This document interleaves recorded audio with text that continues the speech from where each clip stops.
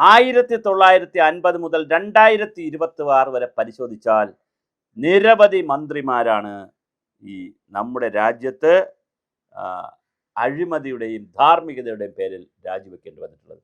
1950 doctor ശ്യാമപ്രകാശ് Mukherjee, അദ്ദേഹം കോൺഗ്രസിലായിരുന്നു, അന്ന് BJP അല്ല, വ്യവസായ വിതരണ വകുപ്പ് മന്ത്രിയായിരുന്നു. നെഹ്റു ലിഖായത്ത് കരാറിനുള്ള കടുത്ത തീരുമാനം കൊണ്ട് അദ്ദേഹം രാജിവെച്ചു. ഡോക്ടർ ബി ആർ അംബേദ്കർ 1951 നിയമവകുപ്പ് മന്ത്രിയായിരുന്നു. അദ്ദേഹം ഹിന്ദു കോഡ് ബിൽ പാസ്സാക്കുന്നതിൽ സർക്കാരിൻ്റെ ഒരു കാലവിളംബം ഉള്ളത് കൊണ്ട് അദ്ദേഹം രാജിവെച്ചു. ധാർമ്മികതയുടെ പേരിൽ രാജിവെച്ചത് 1956 റെയിൽവേ മന്ത്രിയായിരുന്ന ലാൽ ബഹദൂർ ശാസ്ത്രിയാണ്. പിന്നെ അദ്ദേഹം പ്രധാനമന്ത്രിയൊക്കെയായി.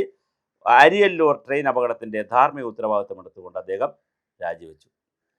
ബോംബെയെ കേന്ദ്രഭരണ പ്രധാനമാക്കാനുള്ള, ബോംബെ പിന്നെ ആയില്ല, ആക്കാനുള്ള ഒരു തീരുമാനത്തിൽ പ്രതിഷേധിച്ചുകൊണ്ട് CD ദേശ്മുഖ് 1956 ധനകാര്യ വകുപ്പിൽ നിന്ന് മന്ത്രിസ്ഥാനത്ത് നിന്ന് രാജിവെച്ചു.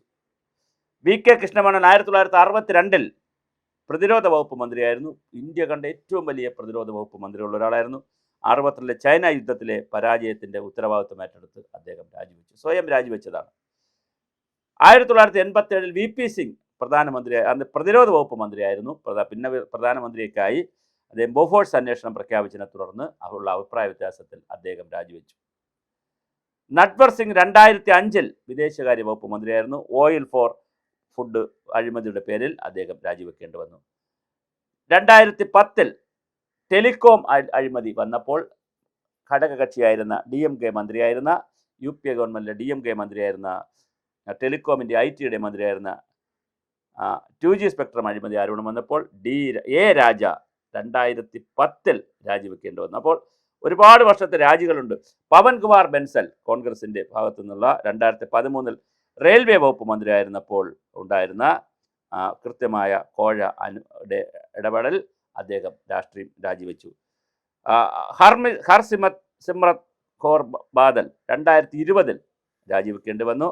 ഭക്ഷ്യ സംസ്കരണമായിട്ടുള്ള ബില്ലുകൾക്കെതിരായ പ്രതിഷേധത്തിൽ രാജിവെക്കേണ്ടി വന്നു. 21 വിദ്യാഭ്യാസ വകുപ്പ് മന്ത്രി രമേഷ് പൊക്രിയാൻ നിശാങ്ക് ആരോഗ്യ പ്രശ്നങ്ങളെ തുടർന്നാണ് അദ്ദേഹം രാജിവെച്ചത്. 26 ഇപ്പോൾ Dharmendra Pradhan UGC NEET UGC പരീക്ഷകളുടെ പേരിൽ വിദ്യാർത്ഥികളുടെ ഭാവി സംരക്ഷിക്കാൻ കഴിയാതെ രാജിവെച്ചു എന്നാണ് ഇപ്പോൾ വരുന്ന വാർത്ത. അപ്പോൾ തീർച്ചയായിട്ടും ഇന്ത്യയിൽ ആദ്യമായിട്ടല്ല ഇങ്ങനത്തെ സംഭവങ്ങളൊക്കെ നടക്കുന്നത്. വളരെ കൃത്യമായി 50കൾ മുതൽ തന്നെ നിരവധി ആളുകൾ ധാർമ്മികതയുടെ പേരിലും അല്ലാതെയും രാജിവെച്ചിട്ടുണ്ട്. അല്ലെങ്കിലും ഇന്ത്യ എന്ന രാജ്യത്തെ പഠിക്കുമ്പോൾ ധാർമ്മികത എന്ന വാക്കിന് വലിയ അർത്ഥം കൽപ്പിക്കുന്ന ഒരു സമൂഹമാണ്. ഇന്ത്യയിലെ ലോകം മുഴുവൻ അങ്ങനെ തന്നെയാണ്. പക്ഷേ ഇന്ത്യ വലിയ അർത്ഥമാണ് ഇതിനകത്ത് ഉണ്ടായിരുന്നത്. അതേസമയം രാമൻ, ഇപ്പം രാമായണ മാസമാണ്, രാമൻ ധാർമ്മികതയുടെ പേരിലാണ് വിദേശത്ത് നമ്മുടെ രാജ്യത്ത് നിന്ന് കാട്ടിലേക്ക് ഭരണാധികാരിയിൽ നിന്ന് കാട്ടിലേക്ക് പോകുന്ന കഥ വന്നത്. അന്ന് മുതൽ രാമൻ്റെ ഇന്ത്യ, രാമരാജ്യം എന്ന് പറയുന്ന രാമൻ്റെ ഇന്ത്യ, രാമൻ ജനിച്ച ഇന്ത്യയുടെ ഇന്ന് വരെ എടുത്താൽ ധാർമ്മികതയ്ക്ക് വലിയ ഒരു പദവി ഇന്ത്യൻ രാഷ്ട്രീയത്തിൽ കിട്ടിയിട്ടുണ്ട്.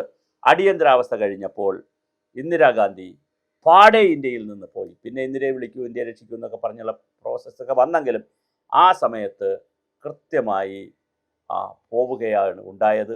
വളരെ കൃത്യമായിട്ടുള്ള ഒരു ഇടപാട് അവിടെ നടന്നു. അപ്പോൾ ധാർമ്മികത എന്ന ഒരു വിഷയം ജയിച്ചിട്ടുണ്ട് ഇന്ത്യയിൽ. ധാർമ്മികത വിജയിക്കുമ്പോൾ ഈ ധാർമ്മികത ഏറ്റെടുക്കേണ്ടത് ഇന്ത്യൻ രാഷ്ട്രീയക്കാരാണ് എങ്കിൽ എന്നേ കയ്യടി കിട്ടിയനെ.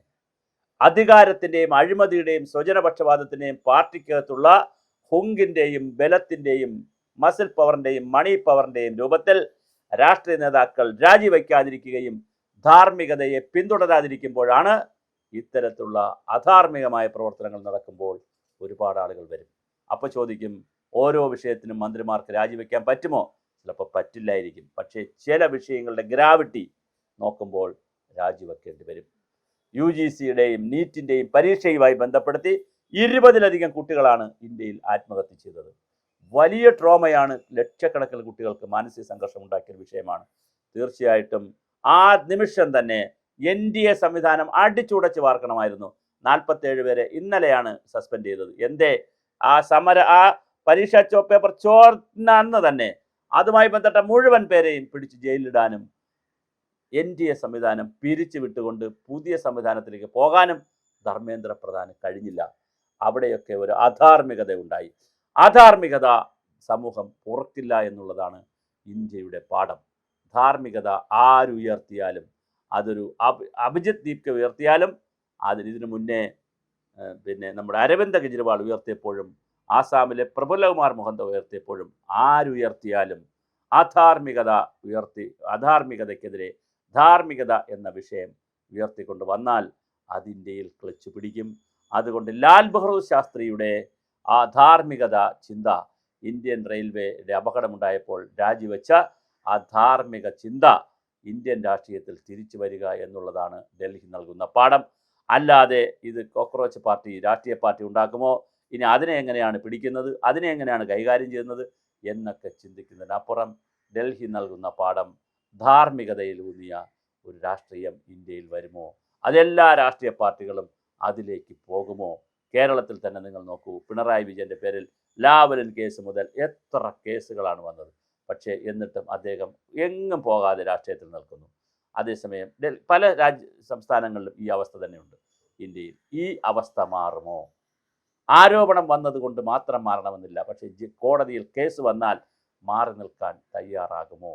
ഇതൊരു വളരെ വലിയ ചോദ്യമാണ്, വളരെ പ്രധാനപ്പെട്ട ചോദ്യമാണ്.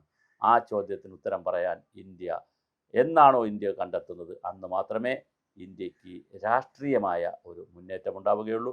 അല്ലെങ്കിൽ ഇടയ്ക്കിടെ ഇങ്ങനെ ഇനിയിപ്പോൾ അടുത്ത ഏത് വിഷയത്തിൽ എത്തനോളിൻ്റെ വിഷയം കൊണ്ടുവരുമെന്ന് പറയുന്നു, മറ്റു ചില വിഷയത്തിൽ തൊഴിലില്ലായ്മ വളരെ രൂക്ഷമാണ് രാജ്യത്ത്. അതുകൊണ്ട് ചെറുപ്പക്കാരെ സംഘടിപ്പിക്കാൻ എളുപ്പമാണ്. ഇങ്ങനെ വരുന്ന മൂവ്മെൻറ്റുകൾക്ക്, ന്യൂജൻസി മൂവ്മെൻറ്റുകൾക്കെല്ലാം, ഇസഡ്ജൻസി മൂവ്മെൻറ്റുകൾക്കെല്ലാം വലിയ സാധ്യത ഇന്ത്യയിലുണ്ട്. പ്രത്യേകിച്ച് സോഷ്യൽ പ്ലാറ്റ്ഫോമിൻ്റെ പുതിയ കാലഘട്ടത്തിൽ ലോകത്തെവിടെ ഇരുന്നു കൊണ്ടും ഒരാളിന് ആരെയും ചലിപ്പിക്കാം എന്നുള്ളതും ഇൻസ്റ്റഗ്രാം പോലുള്ള സംവിധാനങ്ങളിൽ ന്യൂജൻ അഭിരമിക്കുന്നിടത്തോളം കാലം അവരെ നേരായ മാർഗത്തിലേക്കും തെറ്റായ മാർഗത്തിലേക്കും നയിക്കുവാനും ഈ സംവിധാനങ്ങൾക്കെല്ലാം കഴിയുമെന്ന് തിരിച്ചറിയുന്ന പുതിയ രാഷ്ട്രീയമാണ് വേണ്ടത്. ഇവിടെ അധാർമികത ആരും അംഗീകരിക്കുന്നില്ല. ഒരുപക്ഷെ രാഷ്ട്രീയ പ്രസ്ഥാനങ്ങളെ അതിനകത്ത് വരുത്തിയെങ്കിലും ധാർമ്മികത എന്ന പദം വളരെ പ്രധാനമാണ് എന്നുള്ളതാണ് ഇത് നമ്മൾ പഠിപ്പിക്കുന്നത്. തീർച്ചയായിട്ടും ഈ പാഠം പഠിക്കുമ്പോൾ നമ്മൾ മനസ്സിലാക്കിയിരിക്കേണ്ട വളരെ പ്രധാനപ്പെട്ട ഒരു കാര്യമാണ്, ഇന്ത്യയിൽ ധാർമ്മികത എല്ലാ കാലത്തും മുന്നിൽ കയറി നിന്നിട്ടുണ്ട്. ധാർമ്മികതയുടെ വിജയമാണ് അഴിമതിക്കാരെയും സ്വജനപക്ഷക്കാരും രാഷ്ട്രീയത്തിൽ ശുദ്ധി വരുത്താൻ അവർ എത്ര ശക്തരാണെങ്കിലും, ഇവിടെ ധർമ്മേന്ദ്ര പ്രധാൻ ABVP-യിലൂടെ കടന്നു വന്നതാണെന്നും ശക്തനാണെന്നും, അദ്ദേഹം പെട്രോളിയം മന്ത്രിയായിരുന്നപ്പോൾ ഒരുപാട് സഹായം ഈ സേവാഭാരതിക്കും അതുപോലെ പാർട്ടിക്കും ABVP-ക്കൊക്കെ ചെയ്തു കൊടുത്ത വലിയ ശക്തനായ സംഘപരിവാറുകാരനാണ് എന്നുള്ളത് കൂടിക്കൊണ്ടും മോദിയുടെ വലം കൈയാണെന്നൊക്കെ പറഞ്ഞാണ് പിടിച്ചു നിർത്തിയിരുന്നത്. പക്ഷേ എവിടെ പോയി ഇരട്ടച്ചങ്കന്മാരുടെ കഥ?